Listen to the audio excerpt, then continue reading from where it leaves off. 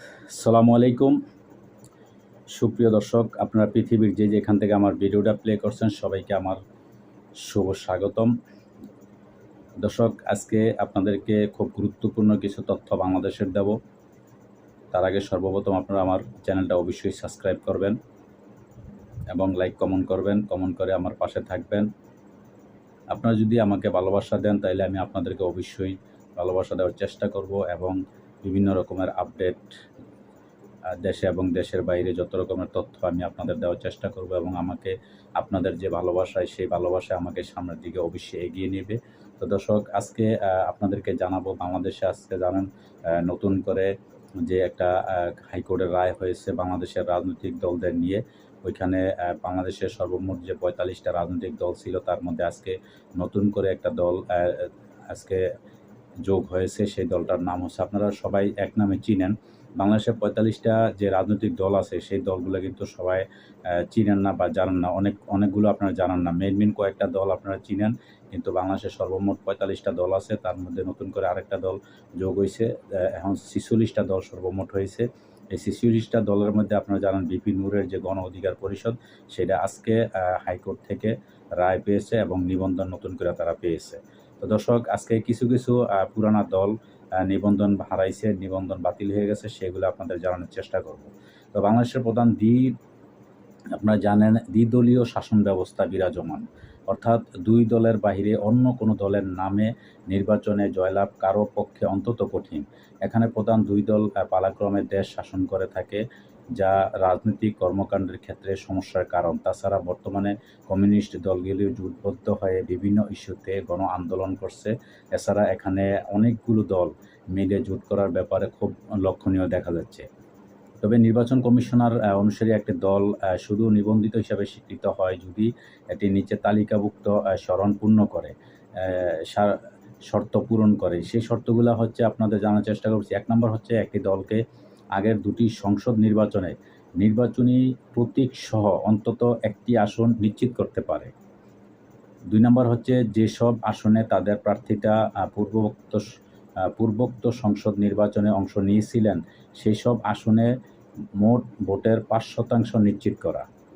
৩ নম্বর, একটি কার্যকরী কেন্দ্রীয় কার্যালয় স্থাপন করতে হবে। যে কোনো নামে এটিকে একটি কেন্দ্রীয় কমিটির নামে ডাকা যেতে পারে। কমপক্ষে ১/৩ প্রশাসনিক জেলায় অফিস এবং অন্তত ১০০টি উপজেলা বা মেট্রোপলিটন থানাতে অফিস থাকতে হবে এবং প্রতিটি উপজেলায় দলের সদস্য হিসেবে কমপক্ষে ২০০ জন ভোটার থাকতে হবে।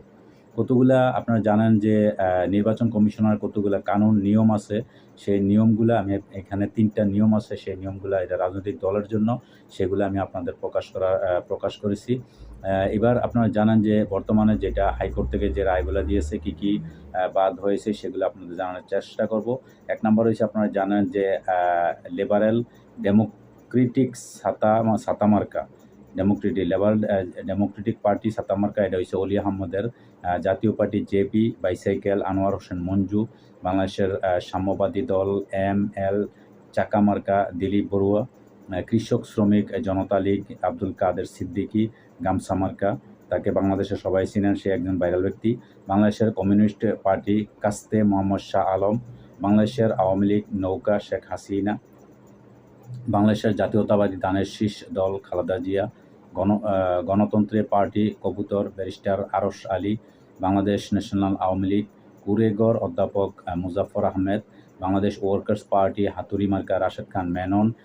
বিকল্পধারা বাংলাদেশ কুলা AQM বদরুদ্দোজা চৌধুরী। জাতীয় পার্টি লাঙ্গল GM কাদের। জাতীয় সমাজতান্ত্রিক দল জাসদ মশাল হাসানুল হক ইনু। এবার 14 নম্বর নিবন্ধন বাতিল করা হয়েছে। জাতীয় সমাজতান্ত্রিক দল JSD তারা আসম আব্দুর রব। জাকের পার্টি গোলাপ ফুল মুস্তফা আমির ফয়সাল। 17 নম্বর বাংলাদেশ সমাজতান্ত্রিক দল বাসদ মই বজলুর রশিদ ফিরোজ। বাংলাদেশ জাতীয় পার্টি BJP গরুর গাড়ি আন্দালিব রহমান পার্থ। বাংলাদেশ তরিকত ফেডারেশন ফুলের মালা সৈয়দ নজিবুল বশর মাইজভান্ডারী। বাংলাদেশ খেলাফত আন্দোলন বটগাছ আতাউল্লাহ হাফিজি। বাংলাদেশ মুসলিম লীগ হারিকেন বদরুজ্জামান আহমেদ সুজা, ন্যাশনাল পিপলস পার্টি এনপিপি আম শেখ সালাউদ্দিন সালু, জমিয়তে উলাম ইসলাম বাংলাদেশ খেজুরগাছ জিয়াউদ্দিন, গণফোরাম উদীয়মান সূর্য কামাল হোসেন, গণফ্রন্ট মাস। এবার ২৬ নম্বর নিবন্ধন বাতিল করা হয়েছে।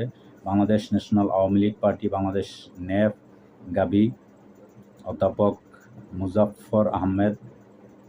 ২৮ নম্বর বাংলাদেশ জাতীয় পার্টি কাঁঠাল, নিবন্ধন বাতিল করা হয়েছে ২৯ নম্বর। ৩০ নম্বর Islamic front Bangladesh chair Syed Mohammad Bahadur Shah. Bangladesh Kalyan party হাতগড়ি সৈয়দ মোহাম্মদ ইব্রাহিম।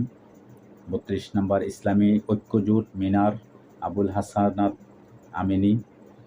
৩৩ নম্বর বাংলাদেশ খেলাফত মজলিস রিশকা ইসমাইল নূরনবী। ৩৪ নম্বর ইসলামী আন্দোলন বাংলাদেশ হাতপাকা সৈয়দ রাজাউল করিম। ৩৫ নম্বর বাংলাদেশ ইসলামী ফ্রন্ট মোমবাতি এম এ মতিন। ৩৬ নম্বর নিবন্ধন বাতিল করা হয়েছে। ৩৭ নম্বর বাংলাদেশের বিপ্লবী ওয়ার্কার্স পার্টি কোদাল। খেলাফত মজলিস ৩৮ নম্বর দেওয়ালগড়ি আব্দুল বাসিত আজাদ। ৩৯ নম্বর নিবন্ধন বাতিল করা হয়েছে। বাংলাদেশ মুসলিম লীগ BMAL হাতপাঞ্জা। বাংলাদেশ সাংস্কৃতিক মুক্তিজোট আব্দুর রাজ্জাক মোল্লা রাজু শিকদার। ৪২ নম্বর Bangladesh nationalist front BNF television Abul Kalam Azad. Jatiyatabadi Ganatantrik আন্দোলন NDM সিংহ ববি হাজ্জাজ। ৪৪ নম্বর বাংলাদেশে কংগ্রেস ডাব অ্যাডভোকেট কাজী রেজাউল হোসেন।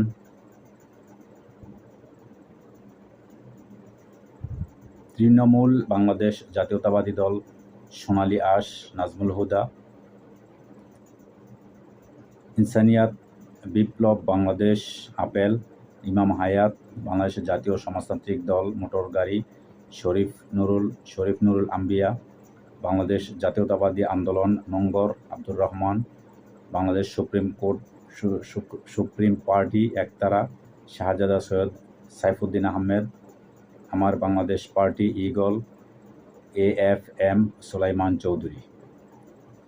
দর্শক, এই ছিল বাংলাদেশের যে ৪৫টা রাজনৈতিক দল, এগুলো আমি আপনাদের বলার চেষ্টা করছি। তার সাথে নতুন করে যে একটা দল তৈরি হয়েছে বা নিবন্ধন পাইছে সেটা এখানে আসে নাই। সেই দলটা এগুলা আগের যে দলগুলা বলছি আমি, আর বর্তমানে নতুন করে আজকে যেই দলটা নিবন্ধন পেয়েছে গণ অধিকার পরিষদ, সেটা এখানে আসে নাই। তবে আপনাদের জেনে রাখা ভালো বা জানানোর চেষ্টা করছি 14, 26, 29, 36 এবং 39 নিবন্ধন নাম্বার সম্বলিত দলের নিবন্ধন বাতিল করা হয়েছে। সর্বমোট সংখ্যা 45টি। তো বাদ দিয়ে সবগুলাই বাদ দিয়ে এখন 45টা দল 46টা দল এখন আপনাদের রাজনীতিকের মধ্যে আছে এবং আপনাদেরকে প্রত্যেকটা দলের নাম, চেয়ারম্যান এবং প্রতীক পর্যন্ত আমি বলার চেষ্টা করছি। আপনারা নিশ্চয়ই জেনে থাকবেন। আমি এই ধরনের ভিডিও অবশ্যই আপনাদের সামনে আরও আমি বানাবো। আমি ইম্পর্টেন্ট আপনারা যেগুলো অনেক কিছু জানেন না, সেই অজানা জিনিসগুলো আপনাদের জানানোর জন্য অবশ্যই চেষ্টা করব। কিন্তু তার সাথে সাথে অবশ্যই আপনারা আমার চ্যানেলটা সাবস্ক্রাইব করবেন, প্রবাসীর আওয়াজ। এই চ্যানেলটাতে আপনারা অনেক কিছু জানতে পারবেন এবং সাবস্ক্রাইব করে রাখবেন। এবং আমার ফেসবুক পেজে যারা দেখবেন তারা অবশ্যই একটা ফলো করবেন, লাইক কমেন্ট শেয়ার করবেন। আসসালামু আলাইকুম।